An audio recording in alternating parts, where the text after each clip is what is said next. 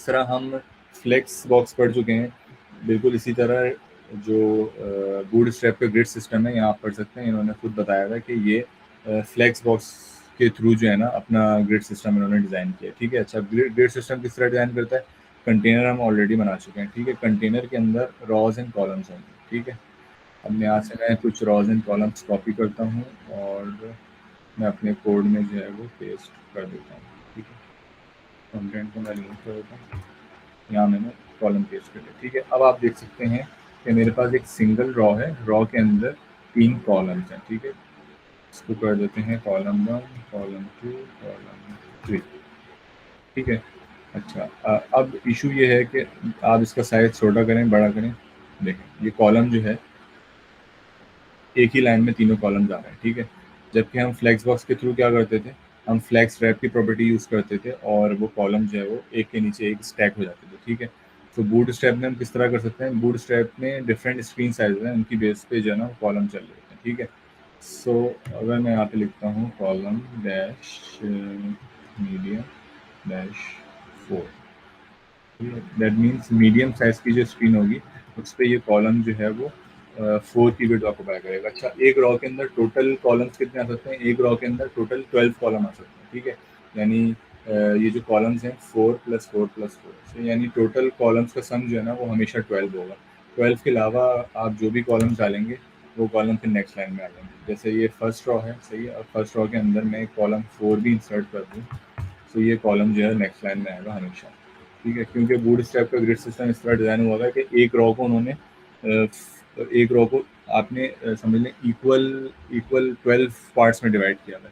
12 parts में से आप चाहें तो 4 4 4 यूज़ कर सकती हैं या 3 3 3 के 4 यूज़ कर सकते हैं। ठीक है, अच्छा, सर ये जो आपने क्लास बनाई है उसको समझाने से क्या मतलब है, कॉलम और मीडियम यार और ये क्लास जो है ना, ये बूटस्ट्रैप की क्लास है। ये जस्ट आपके जो ग्रिड है ना, ग्रिड के लेआउट को डिफाइन कर रही है कि आपका ग्रिड जो है वो किस तरह बिहेव करेगा डिफरेंट स्क्रीन साइज पे। ठीक है, जिस तरह मैंने आपको बताया था कि बूटस्ट्रैप के अंदर डिफरेंट ब्रेक पॉइंट्स हैं। ठीक है, small screen, medium, large, extra large. ठीक है, तो हम हर स्क्रीन साइज के हिसाब से इस डिफ को जो है ना वो विड्थ दे सकते हैं। ठीक है, जैसे अभी ये मीडियम किया था, मैं इसको स्मॉल करके दिखाता हूँ आपको। ठीक है, अब देखें, अभी करंटली स्मॉल स्क्रीन साइज है, इसकी विड्थ ज़्यादा हो गई। ठीक है, अब जैसे ही मैं इसको कम करूँगा इसकी विड्थ वापस कम हो जाएगी। ठीक है, अच्छा, इसकी विड्थ को थोड़ा सही से समझने के लिए हम इस पर जो है ना वो बॉर्डर की क्लास यूज़ करके देखते हैं। आई गेस बॉर्डर की क्लास की चेंज हो गई बूटस्ट्रैप 4 में, क्योंकि मैंने बहुत टाइम से यूज़ नहीं किया। ठीक है, अब हम इस ग्रिड पे अप्लाई कर देते हैं कॉलम 4 सब पे। ठीक है, 4th वाला मैं रिमूव कर रहा हूँ और मीडियम स्क्रीन्स पे इनको थोड़ा और बड़ा कर देते हैं, 6 6 6। ठीक है, सो अब ये होगा कि जो स्क्रीन साइज मीडियम है उस पर ये 6 6 विड ऑक्यूपाई करेगा, यानी कि एक रॉ के अंदर 2 कॉलम्स आएंगे। ठीक है, और जैसे ही इसका साइज़ छोटा होगा, तो ये जैसे ही इसका साइज़ छोटा होगा, जब ये मीडियम स्क्रीन साइज पे आएगा तब ये एक रॉ के अंदर 3 कॉलम्स आ जाएंगे। ठीक है, सो एक रॉ के अंदर टोटल 12 कॉलम आ सकते हैं। ठीक है, और आप जो है हर कॉलम को डिफरेंट स्क्रीन साइज़ के साथ जो है ना वो आप उनको लिंक कर सकते हैं कि कौन से स्क्रीन साइज़ पे ये डिव जो है वो कितनी स्पेस ऑक्यूपाई करेगा। ठीक है, इसको मैं ये वाली क्लास भी दे देता हूँ ताकि बॉर्डर्स नज़र आ जाए आपको कि कितनी स्पेस ऑक्यूपाई करेगा। ठीक है, इन सबको दे देता हूँ डिव की क्लास।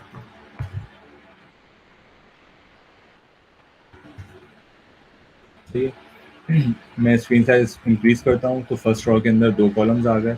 अच्छा, 2 कॉलम कैसे आ रहे हैं? क्योंकि यहाँ पे मैंने मीडियम स्क्रीन साइज पे इसको 6 दिया था और यहाँ भी 6 दिया था। ठीक है, और मैंने स्मॉल स्क्रीन साइज पे इसको 4 4 दिया हुआ है। डैट मीन्स जैसे ही स्क्रीन साइज स्मॉल होगा, सो ये वाला कॉलम जो है ये भी 4 बिट ऑक्यूपाई कर लेगा, ये भी 4 बिट, तो टोटल 12 का ग्रेड है, तो 4 4 8 होगा, यानी कि हमारे पास 8 की गुंजाइश बाकी बचेगी। ठीक है, सो ये कॉलम 3 जो है ये वापस ऊपर आ जाएगा। सही है, सिंपल इसी तरह से जो है ना, बस रॉज एंड कॉलम्स को आपने थोड़ा सा प्रैक्टिस करना है तो आपको समझ में आ जाएगा। इसके अलावा बूटस्ट्रैप में कोई ख़ास चीज़ ऐसी नहीं है समझने की। आपने जस्ट क्लासेस को कॉपी पेस्ट करना है और आपने अपने पास यूज़ करना है। ठीक है, रॉज तो एंड सर अब कॉलम्स में किसी को कोई इशू?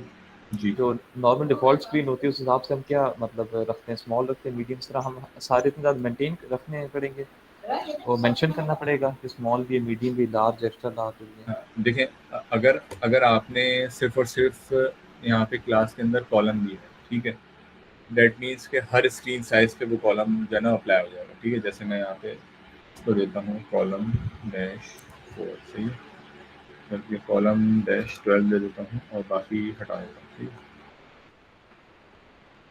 अगर आपने सिर्फ कॉलम यूज़ किया है दैट मीन्स आप हर स्क्रीन साइज़ के लिए इसको 12 की विड्थ देना चाह रहे हैं, ठीक है।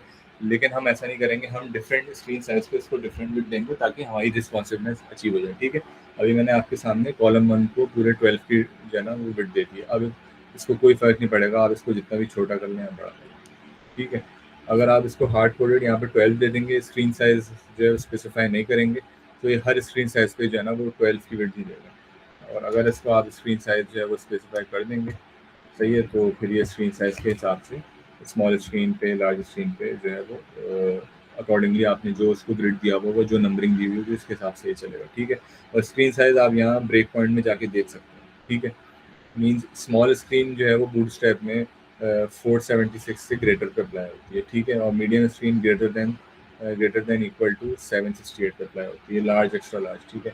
तो हम सिर्फ स्मॉल, मीडियम या मैक्सिमम लार्ज तक जो है हम कॉलम्स दे रहे होंगे, क्योंकि लार्ज के बाद स्क्रीन भले से जितनी भी बड़ी हो जाए, एक रॉ के अंदर वही 4 या 3 आपके जो भी आइटम्स होंगे वो आएंगे, ठीक है। सो ये कॉन्सेप्ट है रॉज एंड कॉलम्स का, ठीक है। अच्छा, अब नेस्टिंग एक्सक्यूज का। मी सर। जी।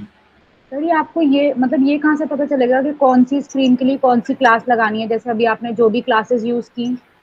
सही है, वो सारी क्लासेस ना यहाँ लिखी हुई हैं, अगर आप कॉलम्स में आएंगे, सही है।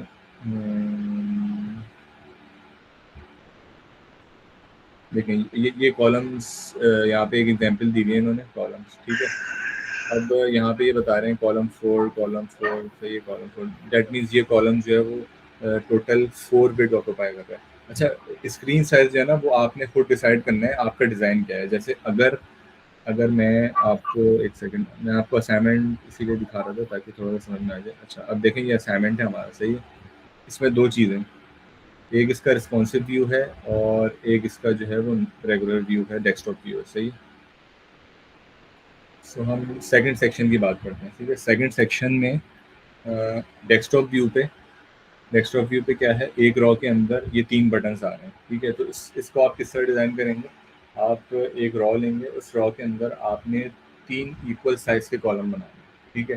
3 इक्वल साइज़ के कॉलम बनाने हैं और स्मॉल और एक्स्ट्रा स्मॉल स्क्रीन के ऊपर आपने उनको 12 की विड्थ देनी है, और मीडियम से बड़ी स्क्रीन पे आपने उसको 4 की विड्थ देनी है, ठीक है। 4 इंटू 3 12 हो जाएगा, ठीक है। तो एक काम हम ये करते हैं, हम ये वाला जो लेआउट है ना इसको थोड़ा सा बनाने की कोशिश करते हैं ताकि आप लोगों को बेटर अंडरस्टैंडिंग हो जाए, ठीक है। 3 बटन्स बनाने हैं हमें रिस्पॉन्सिव, ठीक है। सो सेम कॉलम्स को हम यूज़ कर लेते हैं, 3 कॉलम्स हैं हमारे पास, ठीक है।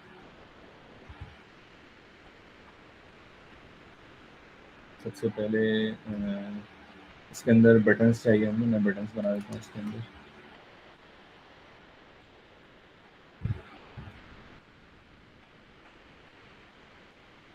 अच्छा, बूट स्ट्रैप के अंदर बटन्स पहले से बने हुए हैं, उनकी क्लासेस होती हैं BTN प्राइमरी, ठीक है। ये हम आगे देख लेंगे। तो सारी चीज़ें जो है ना इन्होंने यहाँ पे अपनी नेविगेशन के अंदर लिखी हुई हैं, जस्ट आपको एलिमेंट्स को क्लासेस देनी है और उनकी स्टाइलिंग आ जाएगी, ठीक है। इस तरह यहाँ पे ये बटन आ गए, मैं उसके ऊपर भी टेक्स्ट कर देता हूँ, लिखना, ठीक है। अब इस बटन के ऊपर स्टाइलिंग बूट स्ट्रैप के थ्रू अप्लाई हो रही है। ये मैंने बटन ले लिया और मैंने इसको यहाँ पे ऐड कर दिया, ठीक है। और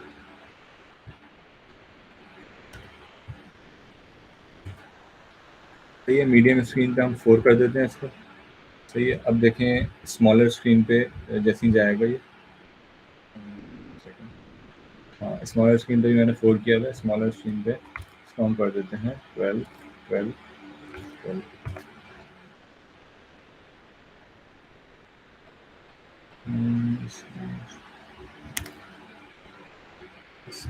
एक सेकंड, क्लास का नेम देख लेते हैं यहाँ से दोबारा जाके,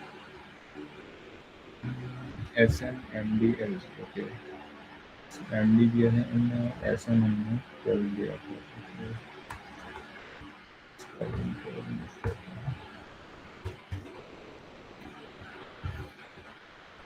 ठीक है। स्मॉल स्क्रीन पे 12 यानी कि ये पूरी रो ऑक्यूपाई करेगा और मीडियम स्क्रीन पे ये 4 बिट ऑक्यूपाई करेगा, जिस तरह मैंने असाइनमेंट में आप लोगों को बताया। ठीक है, तो अब ये रिस्पॉन्सिव हो गया। जैसे ही मोबाइल रिस्पॉन्सिव स्क्रीन आएगी, ये जो है वो एक के नीचे एक आ जाएंगे। ठीक है, और क्योंकि मैंने कंटेनर यूज़ किया हुआ है तो मोबाइल स्क्रीन पे जो है वो इसकी जो राइट और लेफ्ट पे जो पैडिंग है वो भी रिमूव हो जाएगी। ठीक है, तो इस तरह से रॉज एंड कॉलम्स में हमें जो है ना अपने पूरे लेआउट को डिवाइड करना है। सही है। सो हम असाइनमेंट को दोबारा देख लेते हैं। सही है, यहाँ पे आप रॉज बनाएंगे, कॉलम्स बनाएंगे और हर कॉलम के अंदर एक एक बटन रखेंगे आप। ठीक है, और बटन की आप फुल वेट कर देंगे ताकि बटन पूरी स्पेस ऑक्यूपाई करे। अच्छा, और इसके अलावा ये इसके ऊपर का जो टेक्स्ट है इसको भी आप रॉ और कॉलम के अंदर डाल लेंगे। सही है, रॉ और कॉलम के अंदर डालने से ये होगा कि रिस्पॉन्सिव रहेगा, किसी भी स्क्रीन पे जाएंगे अपने आप को एडजस्ट करेगा। ठीक है, और अच्छा इसके नीचे वाला लेआउट है सेम है।